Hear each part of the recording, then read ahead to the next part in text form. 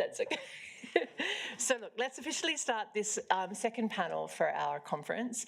I should note that we have a number of people also joining this panel online, so the participants here are greater than those you see around the room, and it will also be live cast and recorded so that others will be able to benefit from the insights that we hear today. So the idea of this panel, which is title is Getting a Grip on Political Realities and Prospects for Cooperation, National and Regional Perspectives and Developments. So the rationale for this part of the panel was that when we talk about trade and climate cooperation, or trade, climate and sustainable development cooperation, it's relatively easy for us to get focused on different ideas, policy options, dreams of how the world could look and should look. And this is a bit of an opportunity to step back and see how this looks from different domestic and regional perspectives, to sort of ask ourselves to take a harsher look at some of the realities that might be there that are challenging our efforts at this cooperation. This morning in the Setting the Scene panel, I think our speakers there already did a great job of laying out some of that. But here I think the idea was to benefit from really zooming in from some different regions and domestic perspectives. In talking about realities and prospects, I hope that we can explore not just challenges, but also opportunities, because a core part of this conference is trying to identify and think about how we can still pursue pathways for cooperation as well. So I don't want it to be an afternoon of doom and gloom, please. But we have we have about an hour and 15 minutes. We have 6 speakers. One of them was not able, Mekong is joining us online. So we actually have 7 speakers, which is quite a lineup. However, they're all excellent speakers. And I think what's really critical here, and this is something, at least for me at TESS and for us at TESS, is so important to hear perspectives from different regions. We spend too much time talking to ourselves generally within our own region or capitals. And so even though it's a long panel, I feel there's only one way of listening to people is to hear them. So we're going to hear these different perspectives, and I hope that we will get everyone to stick with 6 minutes. And that way we'll get through all of it and still have some time for some exchange at the end. So yeah, what we're looking for really is for the speakers to highlight some of the political dynamics and interests that are driving the approaches to trade and climate and development issues in their region. And what implications this has for future cooperation on these topics. So without further ado, I'm going to turn first to Henry Gao, who's Professor of Law at the Singapore Management University. Over to you, Henry. Thank you, Caroline. Thanks to Caroline and the TESS for inviting me to this great conference. So I've heard a lot of times in previous sessions that China was mentioned, but I didn't make an intervention because I thought I should save my intervention for this panel where I will be speaking on China. So when it comes to tackling climate change, it has often been argued that democracies face inherent constraints because they tend to prioritize short-term gains for their constituencies and are thus susceptible to lobbying from business groups that might oppose environmental measures. This has given rise to the theory of so-called environmental authoritarianism, which holds that authoritarian states may be better equipped to confront climate change challenges because their leaders can act decisively without being constrained by public opinion or electoral pressure. So at first glance, China's action might seem to support this theory of environmental authoritarianism. If we recall, in 2016, China ratified the Paris Agreement, and in 2020, President Xi personally announced at the UN meeting that China would undertake really ambitious climate goals, peaking carbon emissions before 2030 and achieving carbon neutrality before 2060. These commitments were widely hailed as evidence that an authoritarian state like China could move decisively while democracies hesitate. However, I have long argued that China's climate policy is fundamentally instrumentalist, driven less by a conviction that we need to do something on the environmental front than by pragmatic and political calculation. And this has become evident in 2021, when a nationwide power shortage in China triggered an abrupt policy reversal. So in the final months of that year alone, China actually approved more new coal power plants than in the previous 11 months combined. So I examined the underlying reasons for this shift in detail in my 2023 paper in the Journal of International Economic Law, Competition Among Purposes, the Chinese Experience in the Governance of Climate Change and Energy Transition, where I argued that there are two reasons. One reason was because of the basically power struggle between the local government and the central government, and another reason is because of the mismatch between the market mechanism for some sectors versus the state control mechanism, price mechanism for some other sectors. I should add that the gap between rhetoric and reality is not limited to domestic policy. On the international stage, China has also taken a similarly selective approach. In 2021, for example, China criticized the EU's CBAM, arguing that it violated WTO rules and the principles of the UN Framework Convention on Climate Change. In 2023, China also refused to join the coalition of trade ministers on climate launched at the World Economic Forum, an initiative that aimed precisely at aligning trade and climate agendas. The same pattern extends to China's interaction with the United States.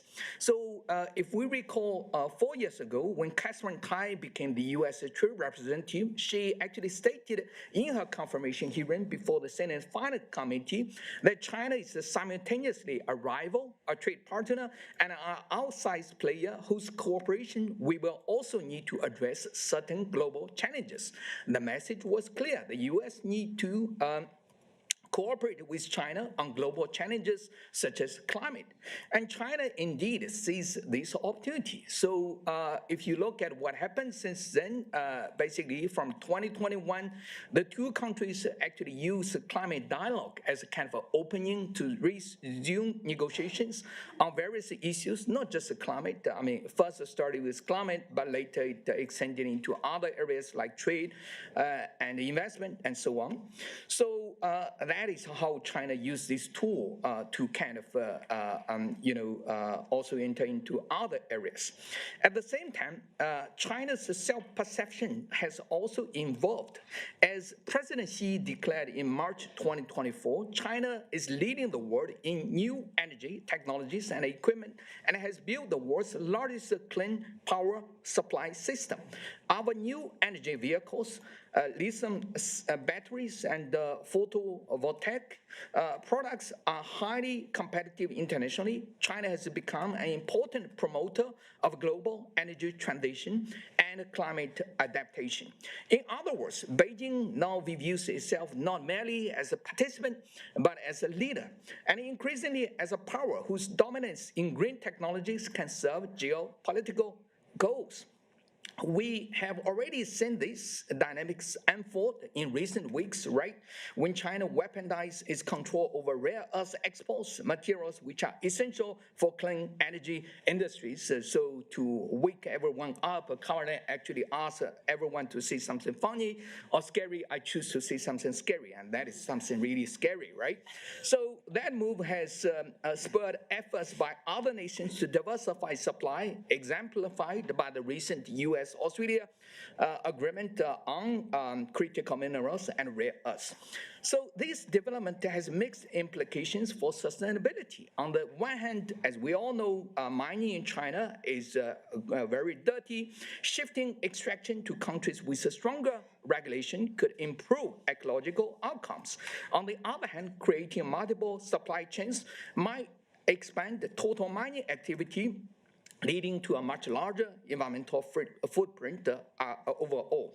So we are confronted with a profound trade-off, more resilient and secure supply chains, but potentially at the cost of a greater ecological harm. Ultimately, China's climate trajectory reveals the limits of authoritarian efficiency. What appears to be decisive action often conceals a deeply instrumental logic, where climate ambition advances only so long as it serves economic goals at the domestic level or geopolitical goals internationally.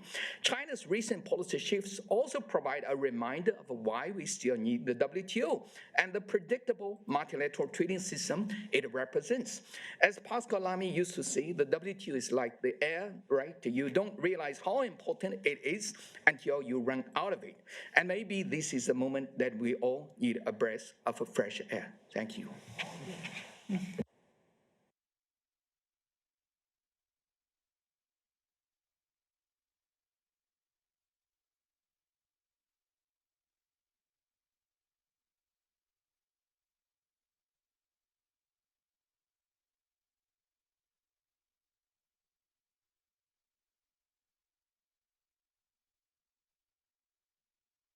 Thank you, Carolyn.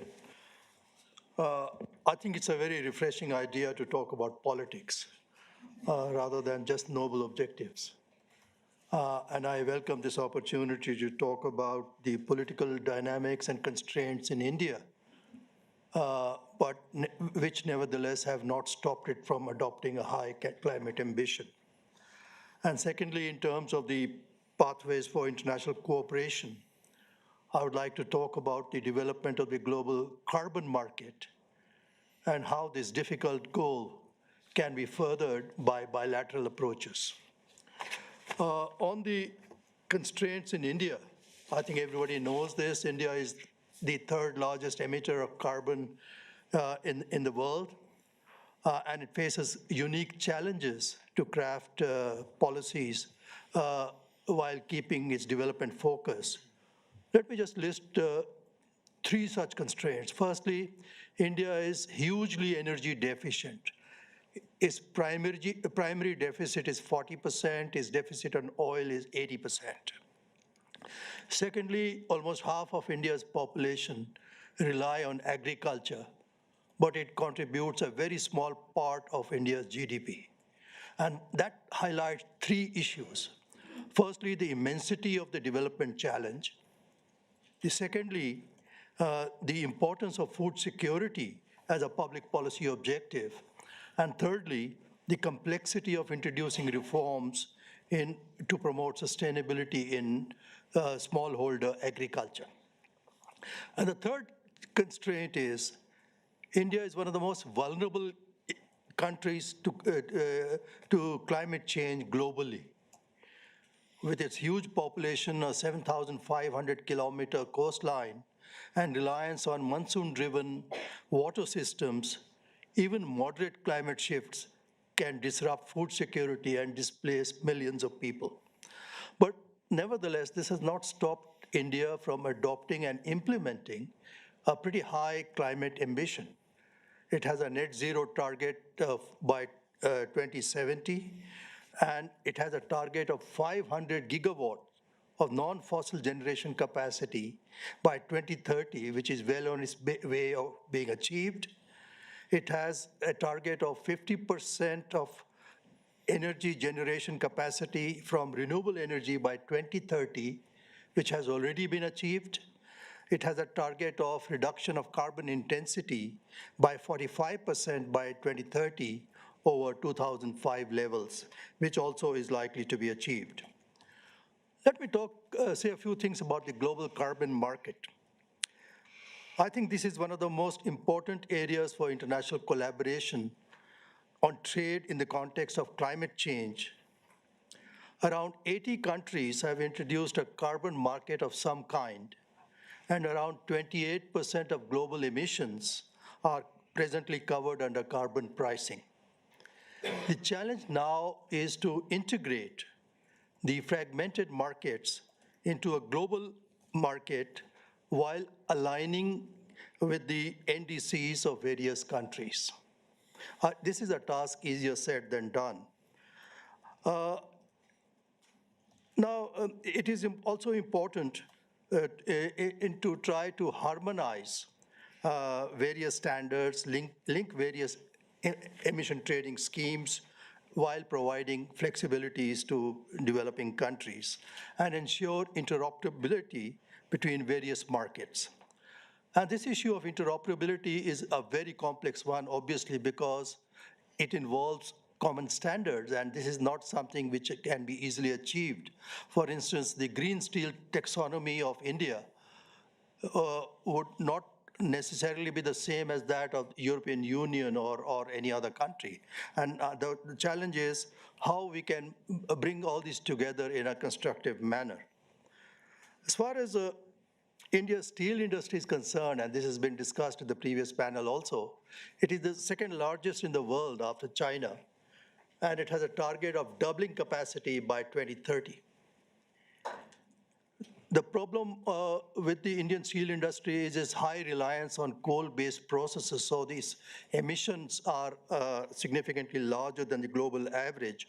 So for the government, decarbonizing of this industry is a policy priority, and it has done several things in this regard: the CCUS, the CCTS, the green steel taxonomy, and so on. Now, in this connection, I think to achieve a global carbon market incrementally or gradually, it is important to use the building block approach. And I would like to highlight the possible collaboration between India and the European Union in this regard. In the India-EU strategic agenda, the decarbonization of heavy industry is an important component. But now this declaration of intent needs to be pushed into specific action points, like, for instance, the synchronization between the CBAM and the CCTS, the mutual recognition of monitoring and reporting and verification systems, the sharing of technologies in hydrogen-based DRI processes, in which EU is a leader, the collaboration on green labeling standards and sustainable product regulations, as well as reducing trade restrictions in the EU for export of scrap to non-OECD countries. Let me stop here. Excellent. Thank you very much, Ujjal, also for being so specific about the kinds of cooperation that you can envisage. And one of the things we constantly hear here in Geneva from colleagues from developing countries that we work with is the importance of recognition for the efforts that are being undertaken domestically, which tend to be, I guess that was also a point that I think Tom Hale made this morning, or was it Aranaba Ghosh, that there tends to be a malperception of the degree to which there is activity ongoing, and that's important for setting the, I guess, a good starting point for a conversation. So thank you very much for that. So next on our list, we have Dan Esty, who is known to many of you as the Hill House Professor of Environmental Law and Policy at Yale Law School, and also one of the leaders of the Remaking Trade for a Sustainable Future project. Over to you, Dan, and just a reminder that as I can't wave to you in the room, that you have 6 minutes. Thank you all for being part of the conversation. It's really a pleasure to have a few minutes to talk about some sense of where we are in terms of building a trade system that reinforces the global community's commitment to climate change action and to sustainable development more broadly. I think it's a difficult moment for this conversation, to be honest, especially sitting as I do in the United States. We are in a period, I think, of non-cooperation, not only in trade, but really more broadly. The view of the Trump administration, I'm sorry to report, and it won't be a surprise to any of you, is a steering away from a sense of positive-sum economics to a zero-sum world. I think Donald Trump's belief is that everything is transactional and any dollar that ends up in your pocket should have ended up in my pocket. And that's a difficult thing as a starting point for cooperation on climate change, cooperation on sustainability broadly, never mind trying to create a trade system that works for all. I think we are facing, to be honest, some pivotal changes that we have to take account of. There is a new geostrategic reality where I think trade is taking a back seat to national security concerns, and climate change perhaps a back seat to both of those. And I think we do have a risk of a trade system fracture. I think we also have a fundamental question about whether we can see a way forward to a trade system that engages countries broadly in deep cooperative efforts on the economic front in the face of divergent fundamental values. And I think we're really going to have to rethink that. So we are at a moment of retreat, I fear, from a multilateral, rules-based, transparent trade system. What has emerged is, of course, chaotic, unstable, and difficult for business to manage in. And I think, as Professor Gao has already made clear, difficult for all of us to cooperate in other domains like climate change. So we really are, I think, at an awkward place. So we could be despairing, but Carolyn has insisted that we not be. So I will tell you, I actually think we should view this moment as an opportunity. I think it's an opportunity to imagine what comes next. I think Donald Trump has all but destroyed the existing trade system. And now we need to think about what we want to rebuild, what would be fit for purpose in the 21st century going forward. And I do think we are reminded of why we have a trade system. That's an important concept. I think the great virtues of the Bretton Woods system, with all of its flaws, is worth paying attention to. It was a way to keep countries talking, to get out from under a prisoner's dilemma dynamic, where we end up constantly with people defecting from commitments and ending up in what the academics would call the lose-lose or Nash equilibrium of non-cooperation. So I do think we need to reconfigure the trade system. This is, again, what I've been working on now for a number of years with colleagues all over the world, including a number of you in this room, thinking about what new rules, new procedures, new governance structures might be needed, either within a revitalized WTO or in a structure beyond that. And I do think the Remaking Trade project that, again, so many of you have contributed to helps plot some of the path forward. We do need a trade system that is aligned with the climate change commitments that countries are making, that seeks to reinforce and not undermine the nationally determined contributions that countries have put forward. And a number will be putting forward new and revised and one hopes upgraded commitments in the course of COP30 in Belém. I think we know we need, and we've just heard from several speakers indicate, the process for ensuring that we can establish sustainability standards. Green steel is a good example. I think the WTO has done important work in this regard, and we probably need across a number of sectors, particularly the high emission sectors, similar conversations. And we need the sense of jointly created standards so that as these become part of a trade structure that includes border carbon adjustment and perhaps over time broader border sustainability adjustment, the standards that are being upheld are not seen as unilateral.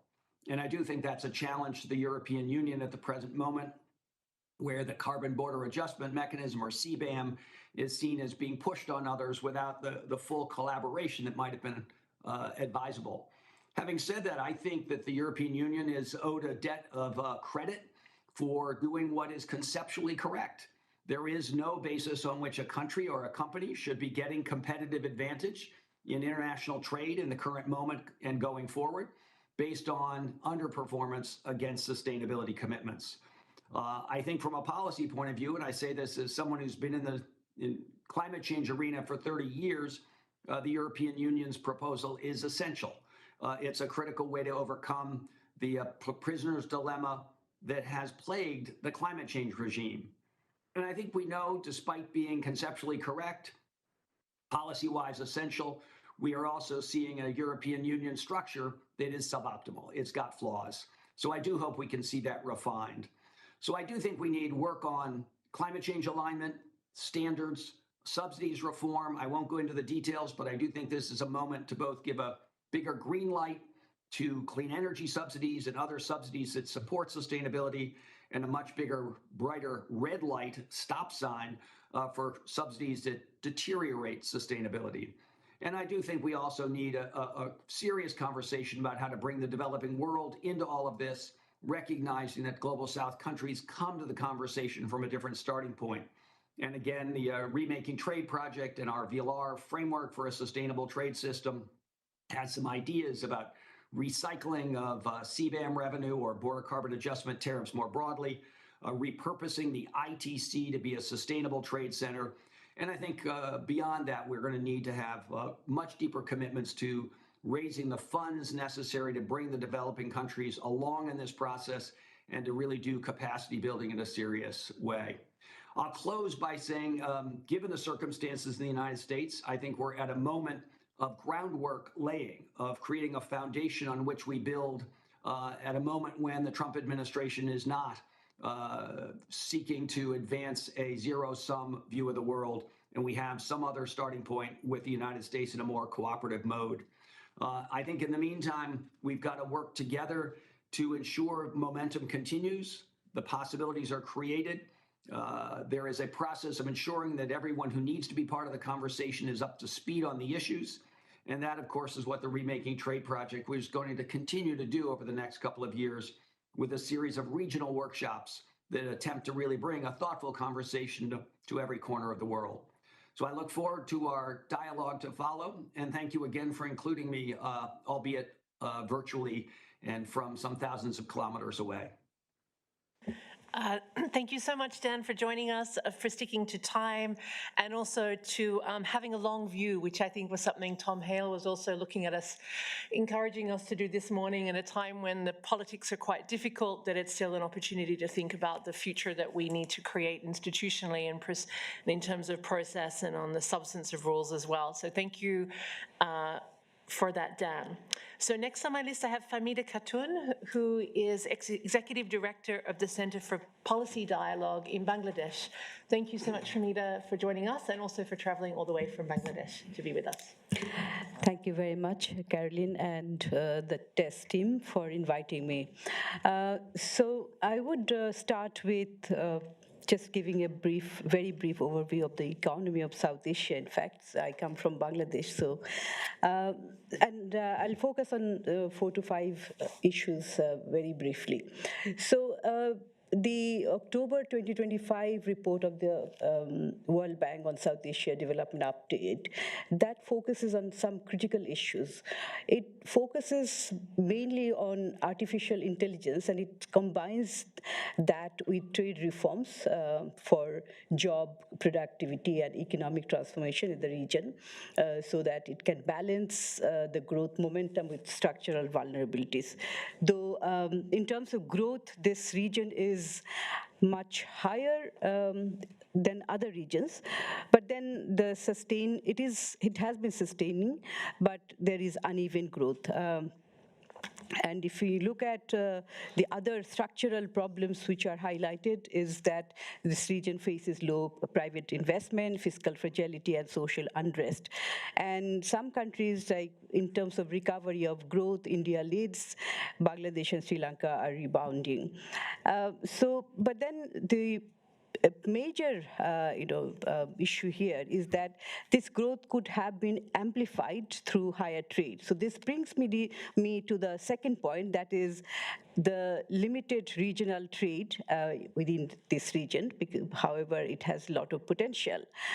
So interregional trade within South Asia is only 5% of the total trade, compared to 25% in the ASEAN region. And studies have shown that the South Asian countries currently trade about $23 billion, but the potential is much, much higher. It's about 67 billion. So it's almost 1/3. Several factors drive to this low trade, and among these high cost, of course, and these are include the challenges at the border, insufficient road, marine and air connectivity, protective tariff, real and perceived non-tariff barriers, restrictions on investment, and a general trust deficit across the region. And it has been estimated that trade protectionism within South Asia is much higher in terms of tariff on intermediate goods. It's twice the emerging market and developing economies average, which constrains obviously the manufacturing competitiveness. So these constrain not only the volume of tariff, but also limit the economic integration and the growth potential. Now, the third point I want to highlight is the trade and climate interlinkages within South Asia, and I'll give example of Bangladesh. South Asian economies, and including Bangladesh, are deeply connected to both climate challenges and global trade. Their economies rely heavily on exports in sectors like textile and agriculture, but these sectors are also vulnerable to the impact of climate change. And various studies have highlighted that open trade, when combined with adopting renewable energy and financial development, helps countries become more resilient and supports sustainable growth. But as I have mentioned, that some of the sectors are vulnerable also to the impact of climate change. For example, climate disruptions harm key export sectors. Flood and heat wave can damage the crop and disrupt the textile factory operations. Trade liberalization links countries more closely to global supply chain, which can boost economic growth, but this also means that there might be increase in emissions if green technologies are not adopted. And the other issue here is that the lack of integrated policies which combine trade and climate goals create risks where short-term economic gains hurt long-term sustainability. In the case of Bangladesh, the one example I can mention is that it relies heavily on the export of ready-made garment sector, which contributes about 84% of the total country's export earnings, and also creates jobs for millions, particularly for women. But again, because of heat waves, it affects welfare of the workers and also can affect the productivity if they do not have adequate cooling system. And similarly, the other areas also. So I will quickly move to the issue of politics of climate governance and adaptation, which is not relevant only in the case of Bangladesh, but also in South Asia. Here, I think there is a nexus, or there's not a nexus. I mean, there are three players which have different contradictory objectives in case of climate objectives. For example, the state actors and or the international development partners or the private sector, they all have different objectives, and if they do not coincide with each other, then climate objectives are harmful. I'll give one example. Take the issue of, for example, the issue of coastal communities. If we want to protect the coastal communities from the sea level rise, we'll observe different players are playing in a different with a different objectives. The state actors may want quick solutions that also boost their popularity in upcoming elections. And on the other hand, international development partners could fund projects that expect strict rules or want emphasis on certain technologies that align with their own goals. And the private sector companies might push for investments that benefit their own businesses, which may not fulfill the objectives of the citizens. So there are these are both domestic and international political objectives which would harm. But the final point I would like to mention is the prospect for cooperation within the region. In Bangladesh, climate discourse is now embedded in the various national policies, for example, climate prosperity plan, climate budget, etc. But implementation requires high investment, and also institutional collaboration. So here, both global partnership, regional partnership can play an important role regionally. I can mention three areas where there can be collaboration and cooperation. First, regional coordination for climate finance, establishing South Asia-wide climate finance framework that can that can empower smaller economies like Bangladesh and Nepal to access access resources through collective bargaining. The second area is sustainable trade corridors, strengthening environmentally sound trade routes, such as coastal and railway connectivity can be enhanced through existing trade initiative. Of course, there have been many trade initiatives, which mostly have been unsuccessful so far. But there is this BBIN, Bangladesh, Bhutan, India, Nepal initiative that can be used as a platform for that. And finally, knowledge and data sharing, which can build regional, collaboration for research, and also which can focus on issues like renewable energy, water governance, trade sustainability that can foster trust and also policy innovation. So finally, the future cooperation in this region will hinge on the ability to transform them into dialogue to serve common resilience. Trade and climate are not separate issues. They form twin pillars on which the region's prosperity and stability will rest in the coming decades. Thank you very much. Thank you very much, Famida, both for giving us the snapshot from Bangladesh, but also stepping back to understand some of the wider trade dynamics in the region and how they're relevant to cooperation on trade and climate in the region and internationally. Thank you very much for that perspective. So I'm going to turn now to Humberto Celli Jr., who is I'm going to say it poorly in my Portuguese accent. Is it Ribeiro? Preto Law Faculty, yeah, okay. Yes, and the University, not so good. That was not a good compliment. Okay, University of São Paulo, voila, okay. Thank you. Thank you, Karen. Hello again. First of all, let me set the scene or the drama. Brazil provides a particularly complicated, complex scenario, as you may know. This electricity matrix driven by hydropower and biofuels is already among the cleanest in the world, over 80% from renewables, and the country has significant potential for green hydrogen and biomass. Nevertheless, this energy mix coexists with structural challenges such as deforestation, land use conflicts, and dependence on extractive industries.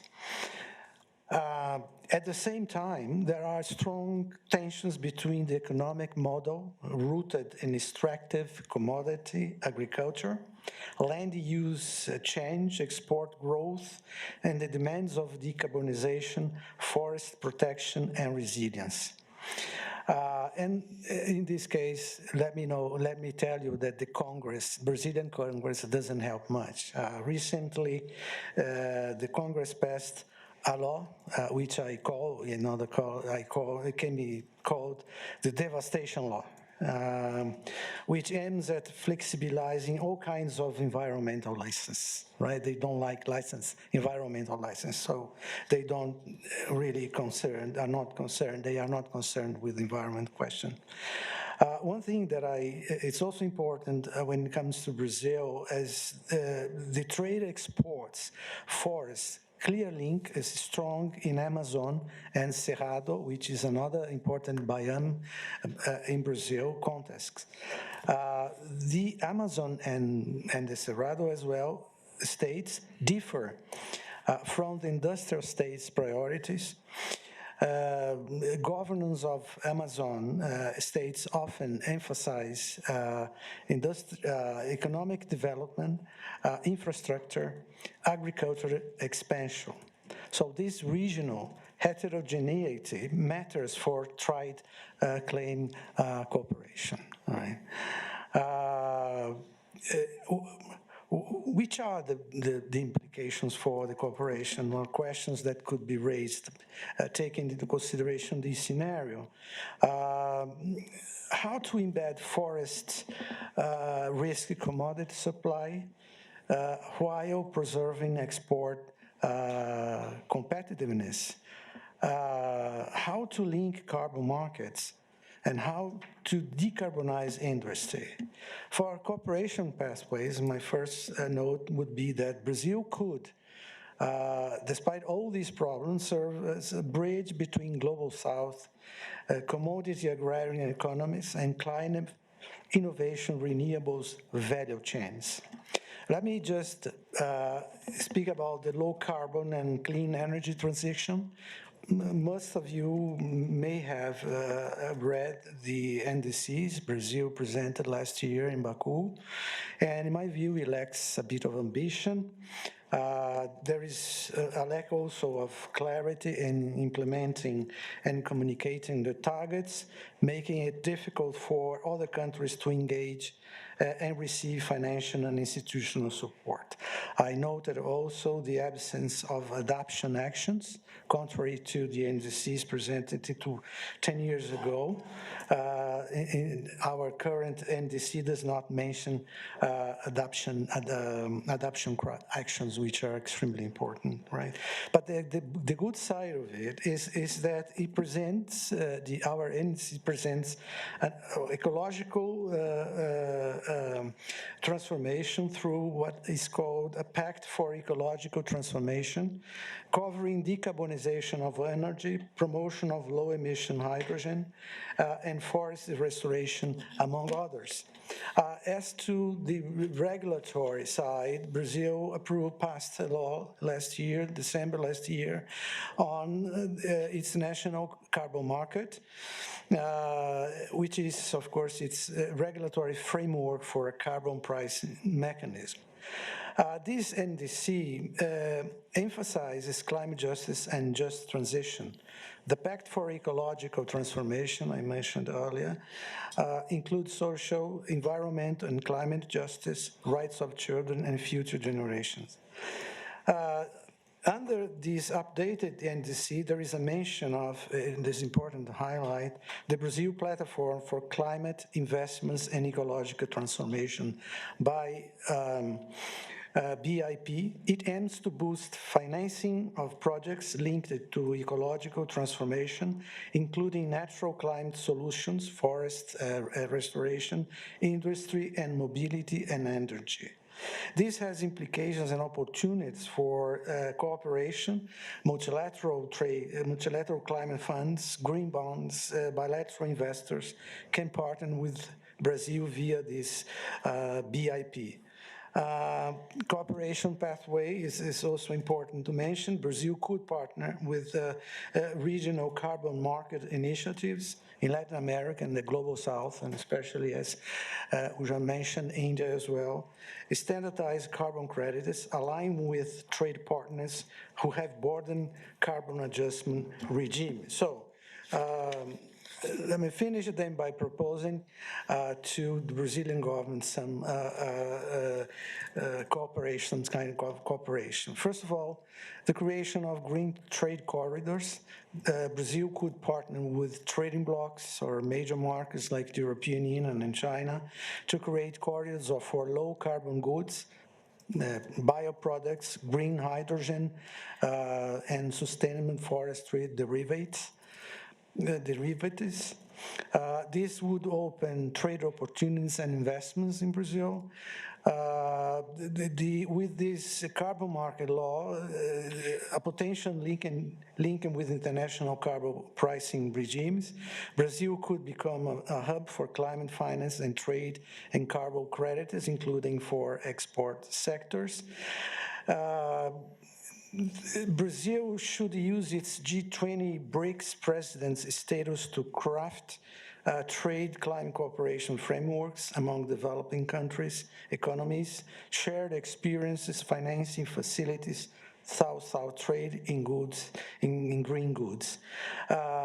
Brazil's BIP, as I mentioned, open cooperation for space international investors and development financial institutions to mobilize private capital for low carbon forests trade and trade-linked projects. And to finish, which is not less important, for all this, it's important for the country to always have in mind that climate cooperation must embed inclusivity, jobs, rights of indigenous and rural communities. Thanks so much.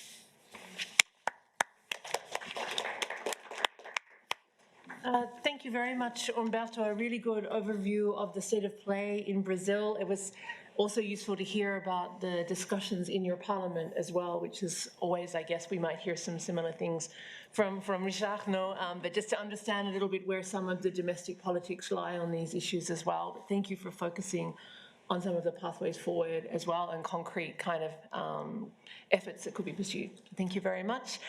It's now my pleasure to introduce Richard Baron, who is the Director of the Trade Programme at the European Climate Foundation. Over to you, please. Thank you very much, Caroline. So you and TESS colleagues asked us to think about what real-world politics tell us about the possible cooperation in the area of trade and climate from our regional perspective. So I'll offer some perspective on the European side. I don't claim to cover it all. There are several people who could do a better job, probably. I'd like to stress that I will not talk about CBAM. I think it's talked about a lot. It was talked about in previous sessions, and it's been studied to death. But instead, I tried to zoom out a bit and thought about other vehicles that emerge for quote-unquote cooperation. You'll understand what I mean by that, on climate and trade. So three: one that builds on existing trade policy infrastructure, new partnerships; a second which I would characterize as counterintuitive; and a third that is more forward-looking.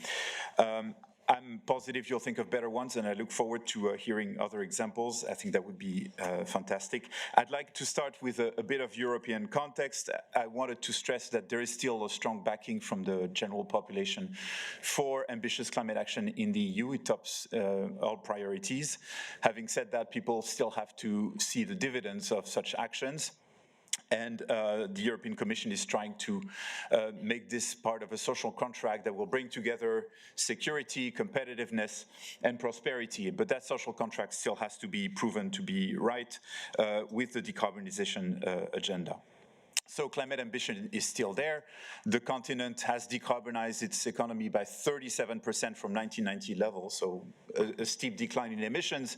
At the same time, its GDP grew by 68%. This is no match for a lot of the numbers we heard earlier today, but still the decoupling is there, and we're not adding CO2 to the atmosphere as much as we were before, and there are very few other regions that can say that.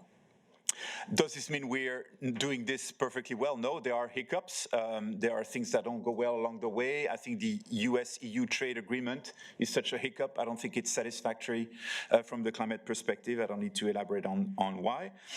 So there's much effort to be done to make it work better. The climate ambition is also sometimes challenged, and this pushes also the Commission to react and come back with proposals to actually ensure that climate ambition is going to benefit EU citizens. And so you start hearing about Made in EU and other such things. So I will then go into the three areas of cooperation. The first one is to recognize that the EU is still resolutely in search of new partnerships. It's trying to develop this through many different vehicles. I do not think personally free trade agreements are going to be the way forward. Free trade agreements fill a different space. There are different views as to whether they help or don't help on climate, but you can look at the recent deal with Indonesia, the one with Mercosur that's coming up, and make your own mind on this. But there is a lot of other areas that are being put forward for partnerships. One such thing is the Clean Trade and Investment Partnership Mechanism. There is a pilot that is going to come to fruition, I hear, very soon between the European Commission and South Africa. I think notable in this one is that there's actually money on the table. I think there's 5 billion euro worth of global gateway money that's going to come through that. There is very practical work that's going to be done on rules of origin. And there's also quite a concrete set of actions that are ongoing, not just words. And I think it's important to stress that. The question is, how many such partnerships are we going to be able to develop? And how quickly can we roll them out to make a change on climate policy with our partners and facilitate trade and climate alignment? There's also a number of strategic projects that the EU has identified on transition minerals that it likes to develop with the rest of the world. The big question there for all of us here is whether the money will come, whether the incentives will be there, and whether they're just not just an appeal, a memorandum of understanding that's going to remain a blank letter, if you will. So there's a big work to be done there on what sort of incentives the EU can bring forward. The second one that I called counterintuitive is that that there is now a lot of rethinking of whether trade or FDI is going to be the tool for those partnerships and decarbonization. And there is a very strong sense that we're going to be less friendly to Chinese imports in particular, but we're very happy to have FDI from China coming into the EU, but under certain sets of conditions that would guarantee a technology transfer, very much like EU and other Western companies have transferred technology to China in the past. I think this is interesting for several reasons. One is that for a number of years, developing countries have asked for such measures, and now the EU is going to have to show what it looks like. And I think it would be interesting for others to look at this and say, we want a similar treatment if we can, because you're demanding all these things. We would like also that to be open to us. So we're looking forward to see what sort of joint ventures are going to come across for this. The last is more structural, and that is looking at our codependence on trade and climate. And by that I mean we import and you emit. Whatever we import drives emissions where you are. We have looked at the heat maps over several sectors across 27 different regions and countries, and we're showing where the big embodied carbon is in our trade relationships. And that, to me, is a space that we should look at to see whether any bilateral cooperation could be made on this basis. Countries are increasingly worried about their carbon footprint. They're looking at imported emissions, and when they look at that on the sectoral and country level, they may be ready to engage in a conversation with those countries to say, we can work so that my imports don't increase your emissions, to make your ambition on climate higher, and to make me more comfortable with the fact that my trade is not driving more emissions elsewhere. So let me stop here. Thanks very much for giving me an opportunity to think through these. Thank you. Thank you very much, Richard. I was trying to capture the last idea that you had there. I think the idea of trying to build some kind of mutually supportive dynamic where there's an incentive for the importing country to support the exporting country to better manage its emissions, but also then to sustain its competitiveness and market access over time is a really nice sort of a compelling narrative to look into a little further. So thank you for raising that. It's the kind of narrative that could go wrong very fast because you're emphasizing the emissions from your trading partner. Absolutely. But if you can frame it the way you had, I think that's a bit of fresh air in this as well. So thank you very much. So we have one more speaker to go. So I'm really delighted to have with us online Tetsi Makong, who is the Director of Coordination and Programs at the AFCFTA Secretariat. Thank you so much for joining us online. Dr. Makong, I hope you can hear us and put your camera on. He was there just a minute ago.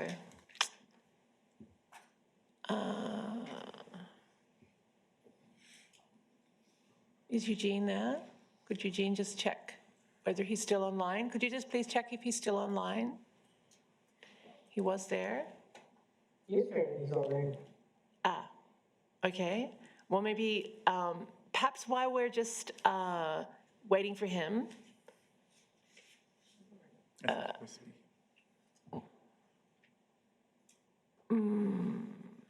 what we're going to do is if you could just advise me when he's online and ready to speak, Eugene. And meanwhile, I'm just going to move on to the conversation among the panelists, I think.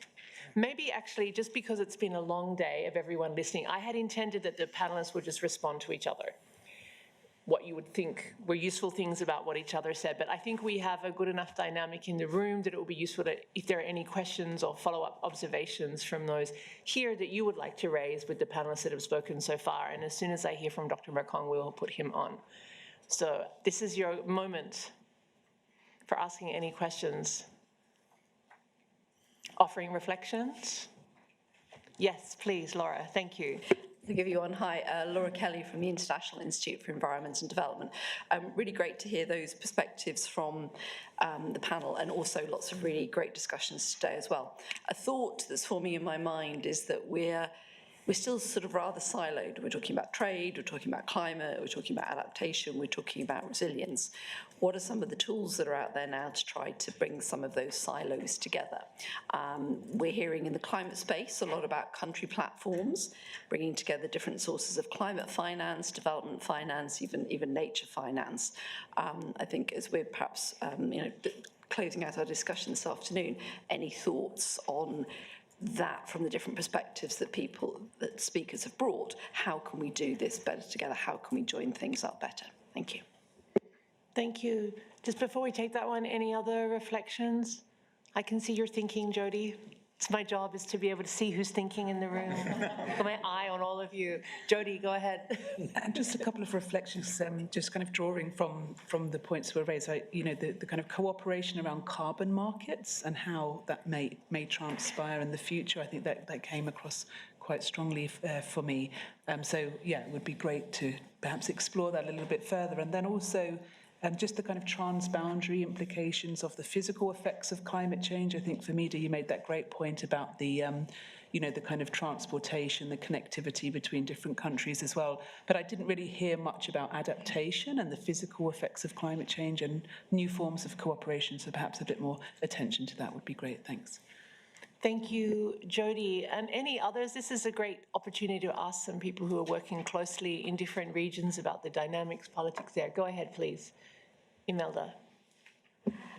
Thank you, Caroline, for taking us all over the world with the varied perspectives of your panelists.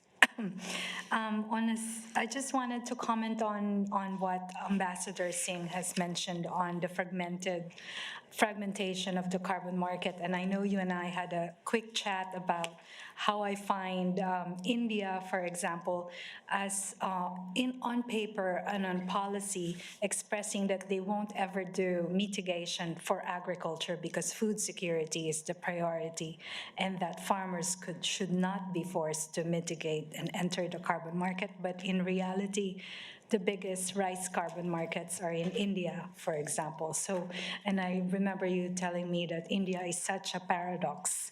And so in terms of the fragmentation for the carbon market in general, outside of the agriculture, I just wanted to share an example from ASEAN region where we're trying to really address this issue because many of the governments have complained that private carbon developers have approached the farmers directly, and there is no coordination amongst them that could even prevent double accounting of these carbons being sold.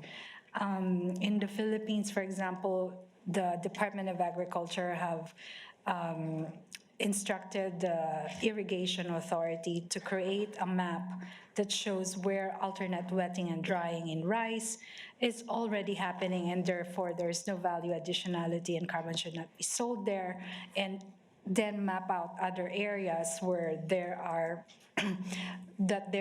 carbon market ready, and that there is a wish to coordinate this whole system rather than different carbon developers approaching farmers directly. So that is probably one way. And in a non-serious note, the discussion here reminded me of a game that at FAO we developed called Agro Adapt. It's a board game in which you chose a board and it has a different geographic location with different climate and soil variability and conditions. There's play money in which, and there are cards that attempt to help farmers bring higher productivity amidst the climate challenges of the board game that they choose. And we've done it a lot in Asia, where we group the participants in different classification, the policymaker, the development partners and the experts, and the farmers. And then they have play money. And it just shows why the policymakers would choose several approaches and then to tell the development partners and experts who will then, but then you have to give a bit of money incentive. And a lot of the reasons come out from this exercise in which at the end of the day, the farmers would choose what kind of approach they will use and what kind of technology they will adopt in order to deal with the existing conditions, climate conditions. So it just reminds me of that board game. If you have time, have a look at this AgroAdapt, because there's so many reasons why this technology is being pursued by the government, why development experts would choose another approach, and why ultimately farmers would choose another technological or financial instrument to adopt. So it just reminded me of that game. Thank you for that intervention. I know that I have Jara who wanted to intervene and also Johan, but actually I have Dr. Makong is back. So I'd like to give him his 6 minutes and then we'll gather all the questions and then you guys can just respond, maybe a last word for each of you in response to whatever questions, but I'll come back to you, Tara, and Johan after Dr. Makong. So I had just introduced you before. Thank you again for joining us. Dr. Makong, he's again from the AFCFTA Secretariat. Thank you so much for joining us. And just a reminder that you have around 6 minutes. No, thanks a lot, and I'll try to be very brief. Could you kindly confirm that you can hear me? Perfectly. We see you and hear you perfectly. Thank you so much. Thank you very much, and greetings to everybody in the room. Let me just rush through the thoughts that I have concerning the subject matter of the day, but in particular, just to highlight the thinking that we're having in the continent. And certainly, we do have other processes and of course, the continent is vying for the agenda concerning adaptation. All of that is still on the table. That said, we are also having an initiative, just to mention that the African Union did adopt what is called Africa Green Industrialization Initiative, which is an initiative that seeks to ensure that Africa does not play catch up. And really, we also get to be part of the current movements towards ensuring that we preserve the environment. And therefore, this is an initiative that the AFCFTA Secretariat is actually engaging in and supporting and has been given a mandate to do so. What is at stake for us is first recognition that Africa has certain comparative advantages. Today, as we speak, we process approximately 40% of the world's untapped renewable energy potential. And therefore, that means we do have this particular opportunity. And of course, this could be leveraged for large-scale production of green hydrogen and its derivatives. And not only that, we could also, for example, as part of those derivatives, have, for example, the production of green ammonia for fertilizer production. I think you have heard that the continent wants the war between Russia and Ukraine took off, we had a shortfall of fertilizers. And that's really, I think, something that this particular initiative will seek to address. Certainly, it's no strange issue to mention that when it comes to the critical minerals, and again, here focusing on the value addition, the continent holds around 40% of the world's critical minerals. And I'd like to pause here to say that the continent can no longer be condemned as a region or a jurisdiction that produces raw materials. And this is precisely part of what this initiative is about, to make sure that there is value addition to the different raw materials that we are having in the continent. So this is important. And of course, what this means is that the continent has reconciled itself through our heads of states and government to ensure that we do have a policy framework that can make all of this happen. And of course, this will happen through, among others, engagement between our different countries in the continent, but also different stakeholders, including external stakeholders. All of this is important simply because if we speak of where we stand as the continent today, only 2% of the global manufacturing, we have that minuscule figure there, and really that's not much to speak about. Yet again, we receive only about 3% of global climate finance. And really, this is really pulling ourselves with our own bootstraps through the AGII initiative to make sure that we make things happen and we do not wait for those who with deep pockets to come and bail us out. So there is that movement right now under the AGII to make sure that we do really take our destiny in our own hands. And of course, what this means is that it's all about making sure that through the AFCFTA now, and this is the connection between trade and this a particular bid, we make the connection in the sense that the AFCFTA provides the requisite regulatory environment. We have legal instruments within the AFCFTA, and I can mention one, the protocol on investment that has very innovative provisions that I haven't seen anywhere else in the world. That precisely ensures that there is what I would say is the ingrainment of sustainable development in the trade agreements, themselves, and not only that, to ensure that when investments, space has been created across the continent, single investment market. That market, it is actually a market that is, premised on the specific regulatory framework that is climate friendly, that is environment friendly. So this is important, and again, what this does is to make sure that it defragments our regulatory frameworks across the continent. Yes, this is too early, but this is something that our members have agreed on, hence why these groundbreaking legal frameworks that have been created. So that's a very important issue.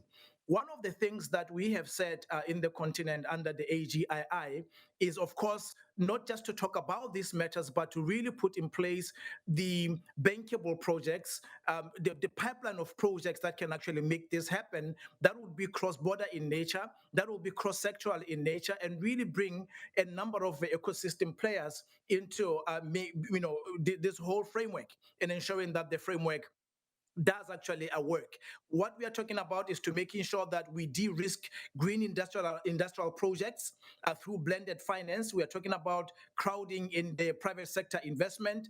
We are also talking about aligning investment with national climate and industrial strategies. So this is very important. In fact, just a few days ago, we had our own ministers of trade who said, look, we need to make sure that we put in place an industrial strategy for the continent, and that industrial strategy cannot be viable without having the elements that speak to climate friendliness as being part of what we are doing. So this is a very important issue, and I'll stop by saying that all of this, we know that the technologies, we know that the investments, they lie elsewhere, which is why we are creating this environment to make sure that there is a de-risking of the continent, and this is precisely what we are driving at. So again, just to say that the continent, all hands are on deck, and this is something that we are approaching it from both trade, industrialization, as well as ensuring that the environmental aspects of a sustainable development is at the heart of it. Thank you very much, and I'll stop there. Excellent. Thank you for those really excellent and informative remarks. I mean, a couple of things that I just noted was how integrated your approach is, as you said, with the trade, industrialization strategy and climate and sustainable development, sort of a joined up vision, which is something I think we all talk about a lot, but also just great to hear about some of the very specific initiatives. And I think you talked a lot about de-risking, but I guess the message that I'm hearing is just this enormous sort of dynamism and interest and willingness to try and innovate and find different ways to move forward in the region as well. So thank you very much for sharing that perspective.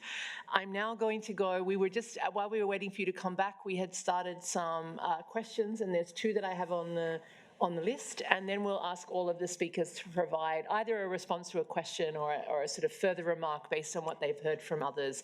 And amazingly, we're going to close this session on time in about 15 minutes. So over to you, Chara, please, for your question. Yeah, thank you, Caroline.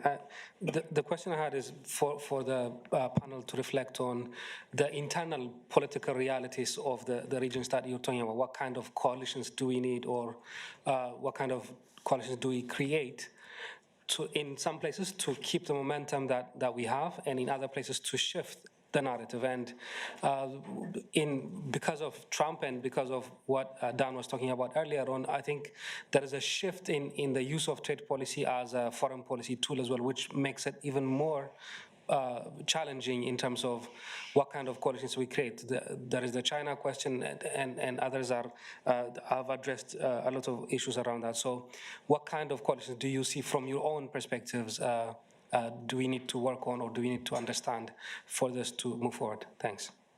Thank you very much, Chara. And I guess maybe just to add that, I would say there's the question of what internal coalitions and I guess also what cross-border coalitions would be important in that as well. Johan, please.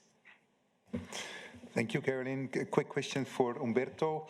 As you are from the host country of the next COP meeting, to what extent does the fact that Brazil is now the host country, is there any hope for bringing the silos of the trade negotiators and the climate negotiators closer together and incorporating some elements we're discussing at this particular meeting into the arena of COP? Thank you. Yes, please, James, go ahead. Thank you, Johan. Thank you. I think there has been some discussion on various kinds of recognition mechanism.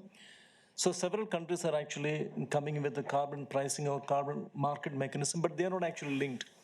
The countries that have been linking include the European Union and Switzerland, and I think the UK is also taking an effort to link. The Brazil is coming up with a similar policy for that matter. So one problem here is that, I mean, looking at even the European Union CBAM mechanism, there is no recognition per se. The point is that if you have effectively paid the European price in a foreign country, then that particular price can actually be adjusted. So it is not a recognition of the mechanisms. Every country may have, you know, their own decarbonization goal, their own mitigation mechanism to actually deal with the problem. So the recognition is not dealing with the mechanism they have, but it is only to actually take into account the amount of price paid in the foreign country. And that is very clearly laid out in Article 9 of the CBAM as well. So when we think about, you know, the CBD or RC and other mechanisms for that matter, shouldn't the countries actually see to have this principle of recognition, not on the price per se, but even on the approaches they have taken? If they are capable and good enough to mitigate the concern, shouldn't it be given adequate consideration? Thank you.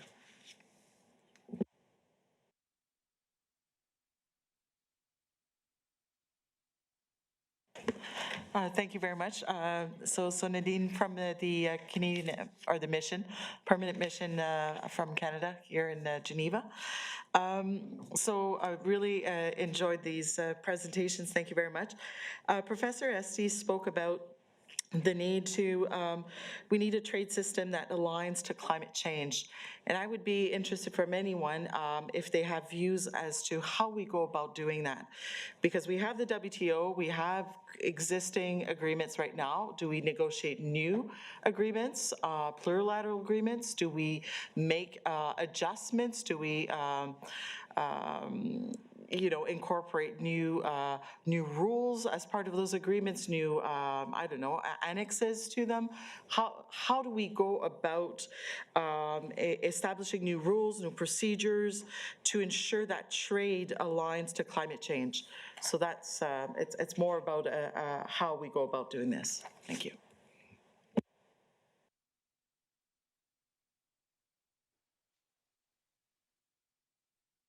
To the speakers. You could take whichever one of the questions appeals most to you and that you think you can answer in about a minute each.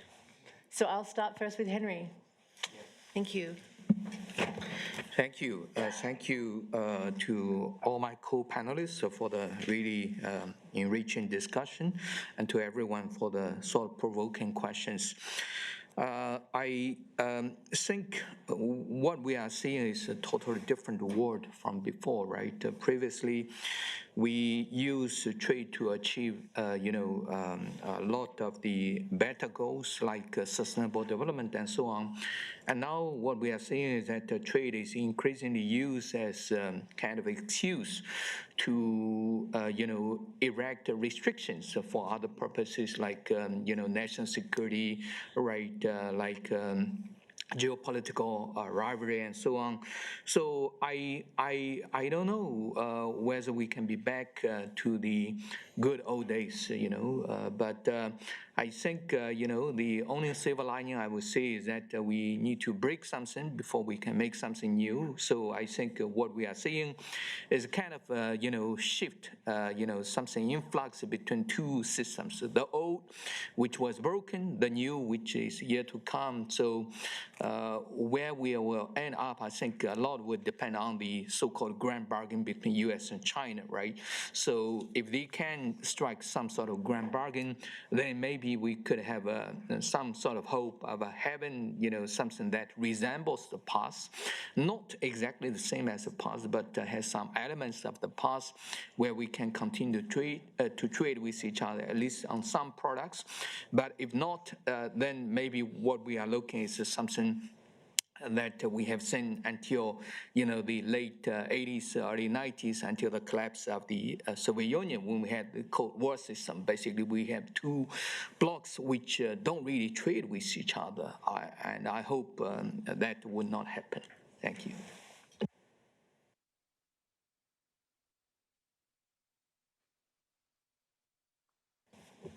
Well, I'll just briefly respond to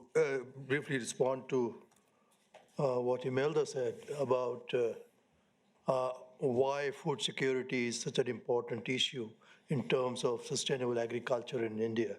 And I'd mention 2 points. One is that about 4 years back or so, the Indian government introduced some major reforms in Indian agriculture.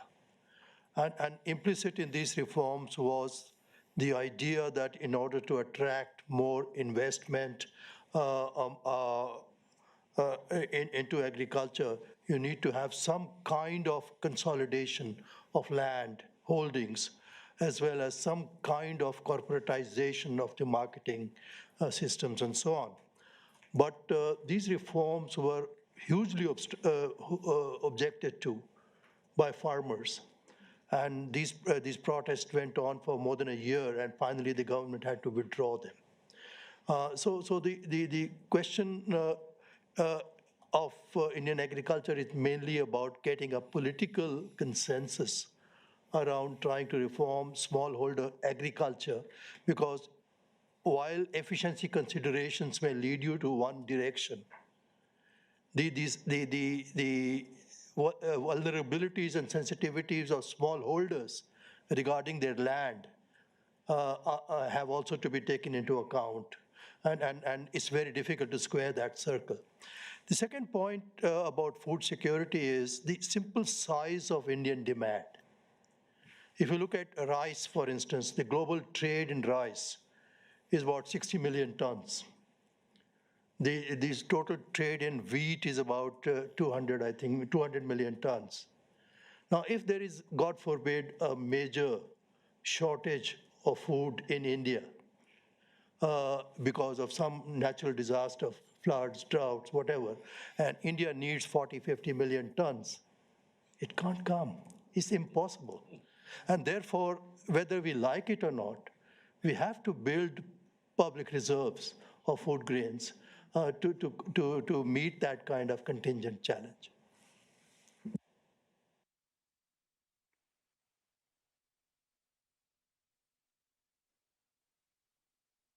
Sorry, I don't think you could hear me, Dan. Over to you, Dan. Thank you. I guess my thought in response to a number of the comments that have been made is that Richard has really given us a critical starting point for how we go forward. And that is that we need to make sure that what is going on country by country, region by region, is bringing the public along. And I'm pleased that there is a sense from Richard that in Europe there is still strong public backing for vigorous climate action and cooperative trade beyond that. I think we are not in that place in the United States, and that is one of the challenges. And it is my expectation, but it's going to take some work, and I think we need to, as a community that cares about both climate change and sustainable development progress, but also cooperation in other domains like trade, remind people of the benefits of cooperation. It's my guess that by 3 years from now, we will see the American public frustrated by and disappointed by the non-cooperative approach that Donald Trump has advanced. So I think there will be a place, a moment in the United States where some of this agenda can really move, but it's not till the end of 2028 or 2029. In that regard, I do think we want to do the groundwork building now, lay that foundation, and be ready to move when the political moment is better. And with regard to the last question about how we make the trade system support climate change, this is one of the kind of key pillars of the VLAR framework for a sustainable trade system. I think it does involve at least a reinterpretation of some existing rules, maybe even a refinement of them. But I would say as a starting point, we should be thinking about what it takes for the trade system to become, over time, a net zero emissions trade system. I think the IMO looked to be last week on track to be moving toward a shipping system that had incentives in place, price to be paid for greenhouse gas emissions, that would move shipping towards a net zero future. I think the same ambition should be there for the trade system. In my own mind, the actual mechanism for that would be a presumption that when countries put into their nationally determined contributions to the Global Climate Change Action Plan elements that have climate change effects and gains, but at some trade impact, that there should be a presumption that those are okay. And we should have a structure for ensuring that they aren't gratuitously jarring the trade system or trade partners, but we should expect some trade impacts from significant efforts to address climate change. Thank you, Dan. I'm just going to go speedily through the list. So next to you, Famida, please. I'll just deal with the question on the shift in trade policy, what type of coalition. For countries like LDC, Bangladesh is a least developed country, and many other countries which are LDCs, particularly for the graduating LDCs, the flexibilities of market access and other access to finance, these are going to be lost following the LDC graduation. And in fact, this tariff policy, high tariff imposed by the US, this is also a window of opportunity. I mean, apart from challenge, the other side is that there is a lot of scopes to enhance the trade capacity within this country in terms of improving, for example, improving the structural bottlenecks so that these countries can go for FTAs and also can get engaged in regional comprehensive economic partnership. But for that, the structural issues have to be solved. For example, high tariff, as I have mentioned during my deliberation, that various types of trade tariffs are there in place. So those, in order to remove those and to offset that, there should be also investment and effort to increase the fiscal space within the country. Domestic resource mobilization has been quite weak in these countries, so that is another opportunity. The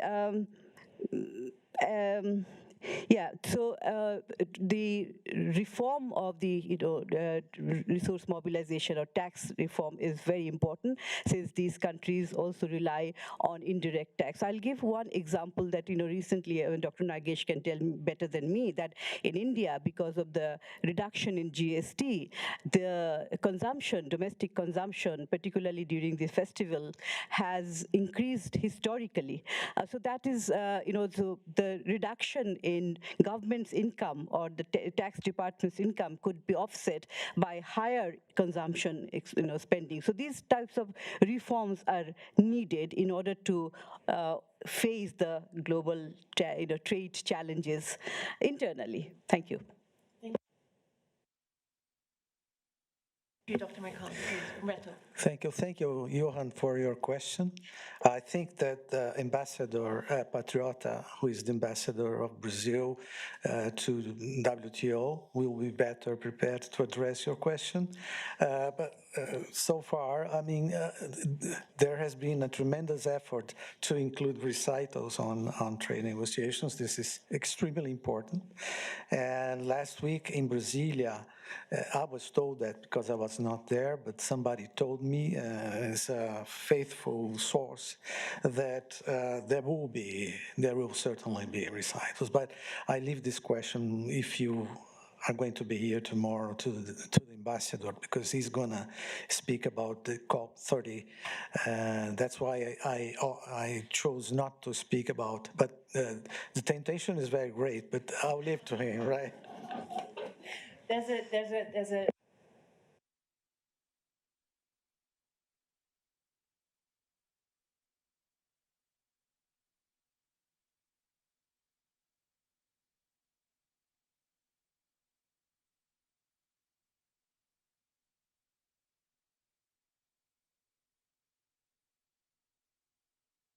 Thank you. So I wanted to address the coalition question, even though I'm not going to tell Chara anything he doesn't already know. But domestically in the EU, I think it is really about getting the Conservatives to see the growth and competitiveness agenda behind climate action.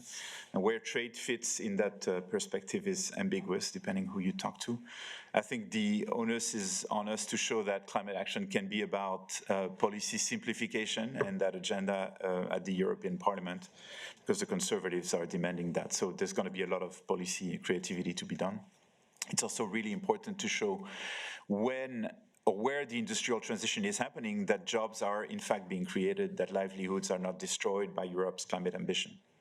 At international level, this is not very original, but I think it's important for countries, for the EU and others, to really set the conditions for what they would like to do in terms of cooperation and be very clear about certain things that won't be delivered and certain things that could be delivered. So we talk about regulatory cooperation and so on. I don't think the EU or other country would finance another country to compete on its own market in reverse. That's never going to happen. But we need to think about the conditions of tech transfer, as I was talking about before, and other means of cooperation for that.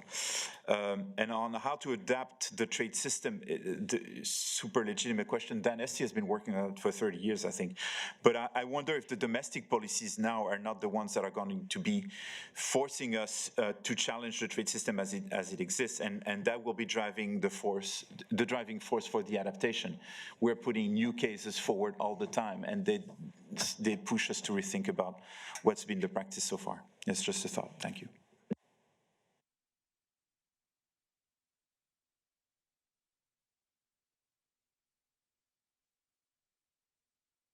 I don't have you have the last word, Tetsi.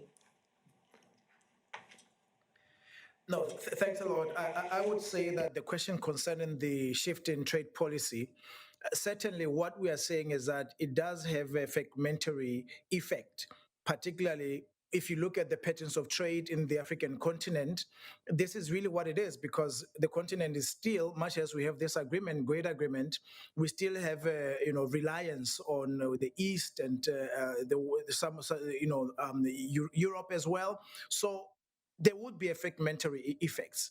But I think one thing that's important to state is that much as, of course, we've been fixated with the notion of the tariff wars, what is even more fragmentary is the standards.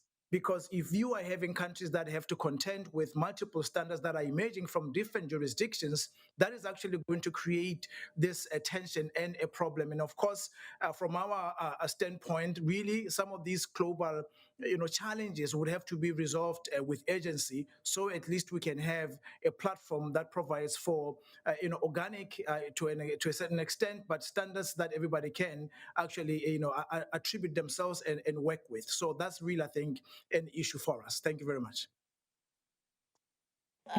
Thank you. And just before we close, I think it would be great if we could thank all of the speakers again for their excellent remarks. And very grateful to all of you for sitting in the sun is going down and you're all still here discussing trade, climate, and sustainable development. So for me, that means we have had a very successful day. But I did want to just reflect upon the fact that it's really useful, I think, to hear these different regional and domestic perspectives, to keep it real a little bit when we're talking about some of these opportunities for cooperation, to understand some of the domestic political economy driving different possibilities, because part of what we have to do is find ways of building not just cooperation between policies, but between different political economies, right, nationally and regionally. And I did think, taking Nadine's question serious at the end, my feeling is what we're really trying to do here is to think about what do those, if you might call them, sort of next generation trade arrangements look like. Right, so we have a set of traditional disciplines, ways of organizing trade relations, WTO, FTAs, bilateral investment agreements, and so on. There may be things we need to do within those, rules, guidance, new forms of cooperation, different types of outcomes. But a lot of what we've been talking about today too is complementary outcomes that are not necessarily directly through trade negotiations or trade diplomacy, but link that or link up to other parts of domestic and foreign policy and international policy making as well. So I think it's a really good question to think, what does that, what's the ecosystem that we need to look like for driving forward a trading system that can help us drive forward action on the climate crisis in each of its dimensions, while really providing an ongoing momentum around these critical sustainable development issues that many of you have highlighted are critical in your economies, whether it's around inequality or food security, livelihoods and jobs. Actually, they're relevant in all economies, right? So maybe that's a good theme to take away. What are we thinking about? And sort of what does the next generation look like in terms of trade arrangements? I didn't say trade agreements, I say trade arrangements because it might be broader than some of the agreements we've thought about to date. So thank you all very much again for joining us today. We start tomorrow morning at 9 o'clock with a panel on COP30, where we have the benefit of having a representative of the Brazilian government and some others who have been very engaged in the COP process. And well, I won't go through the whole agenda tomorrow, but do try, if you can, to stay until the end, because I think it would be really useful in the late afternoon to hear directly from some of the ambassadors in Geneva who are working on trade issues and also who have expressed and are pursuing cooperation around climate as well. So I think it's a good way to end the time to see how they see some of the work in the multilateral system and I guess in their own bilateral relationships in trying to take this forward. So I don't want to be left at the end of the day with only 3 ambassadors and me, because you've all given up on this conversation. So stick with it. And right now your only job is to go either home, relax at your hotel, or to go upstairs and have a glass of wine and some food. So thank you all very much again, and thank you to my brilliant team.